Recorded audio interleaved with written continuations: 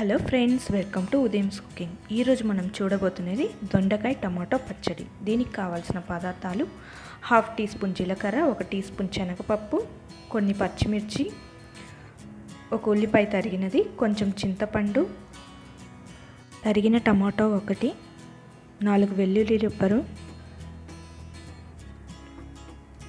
ఒక 10 దొండకాయలు ముక్కలు చేసుకోవాలి. ముందుగా ఒక పాత్రలో 3 టీ స్పూన్ల నూనె వేడి చేసుకోవాలి. నూనె వేడయ్యాక జీలకర్ర వేసుకొని బాగా ఎర్రగా వేయించుకోవాలి. తర్వాత శనగపప్పు వేసుకొని అది వేగాక పచ్చిమిర్చి, దొండకాయ ముక్కలు,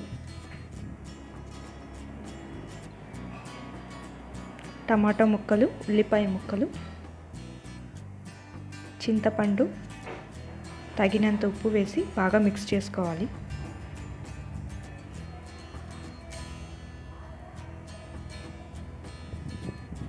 ఇలా 2 మినిట్స్ మిక్స్ చేసుకున్న తర్వాత మూత పెట్టి ఒక 10 మినిట్స్ మగ్గనివ్వాలి. 10 మినిట్స్ తర్వాత ఇది మళ్ళీ ఒకసారి కలుపుకొని చివరగా కొత్తిమీర, వెల్లుల్లి రెబ్బలు వేసుకొని మిక్స్ చేసి స్టవ్ ఆఫ్ చేసుకోవాలి. ఇప్పుడు ఈ మిశ్రమాన్ని మిక్సీలోకి తీసుకొని మెత్తగా గ్రైండ్ చేసుకోవాలి. అంతే, టమాటో దొండకాయ పచ్చడి రెడీ.